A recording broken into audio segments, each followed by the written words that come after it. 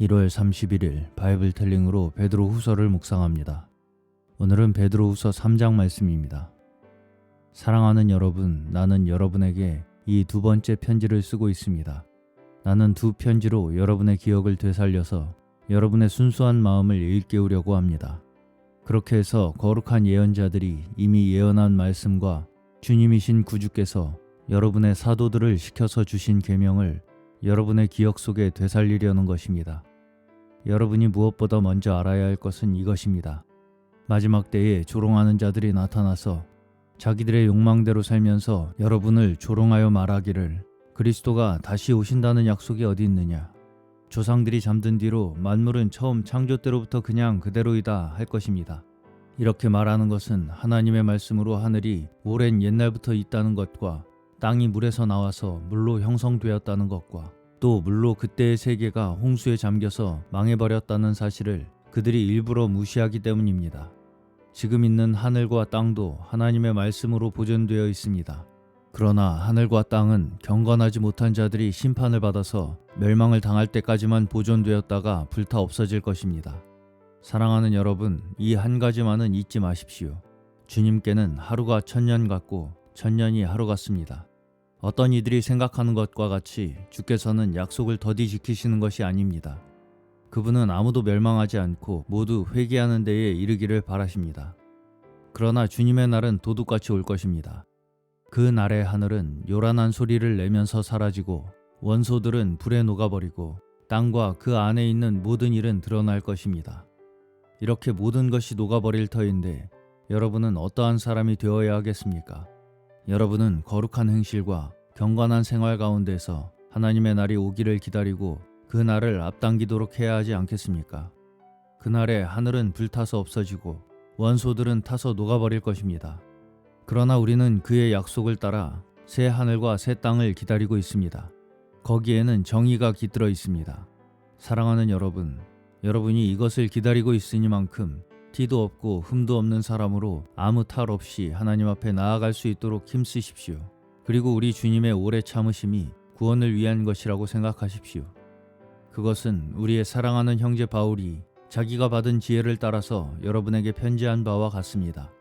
바울은 모든 편지에서 이런 것에 관하여 말하고 있는데 그 가운데는 알기 어려운 것이 덜어 있어서 무식하거나 믿음이 굳세지 못한 사람은 다른 성경을 잘못 해석하듯이 그것을 잘못 해석해서 마침내 스스로 파멸에 이르고 말 것입니다. 그러므로 사랑하는 여러분, 여러분은 이 사실을 미리 알고 무법자들의 유혹에 휩쓸려서 자기의 확신을 잃는 일이 없도록 주의하십시오. 우리의 주님이시며 구주이신 그리스도 예수의 은혜 안에서 그리고 그분을 아는 지식 안에서 여러분이 자라기를 빕니다. 이제도 영원한 날까지도 영광이 주님께 있기를 빕니다. 아멘. 바이블텔링 말씀 묵상입니다.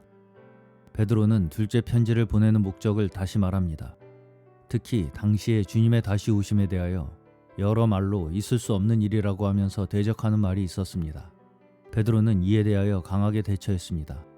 사도는 성도들의 진실한 마음을 일깨워 거룩한 선지자들과 사도들의 명하신 것을 기억하게 하려 한다고 말합니다.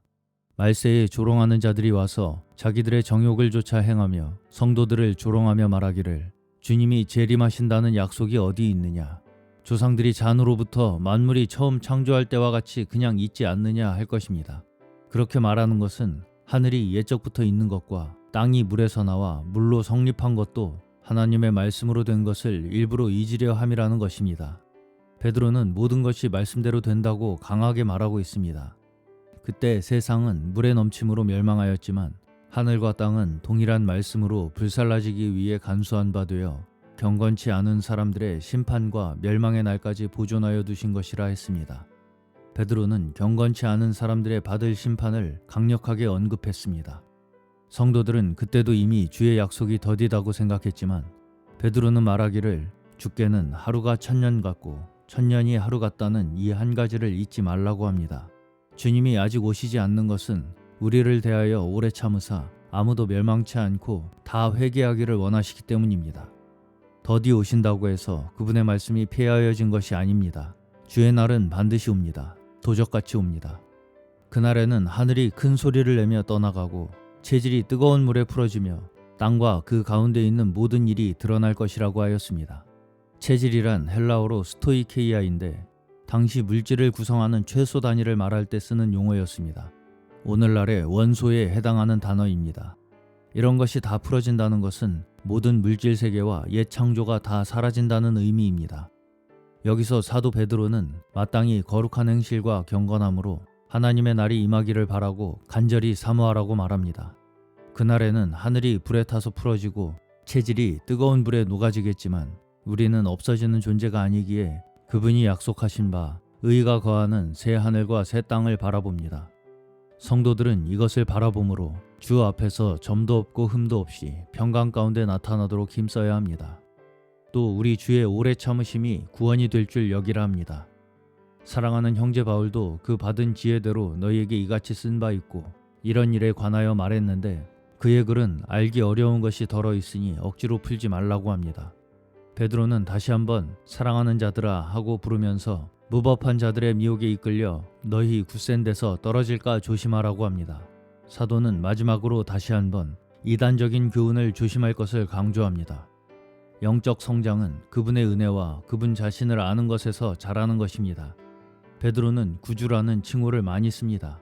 그가 생전에 얼굴로 대하며 사랑했고 따랐던 주님, 그분의 십자가에 돌아가신 것과 부활 승천하신 것을 본 사도 베드로가 부르는 예수 그리스도의 구주라는 이름은 특별하게 느껴집니다.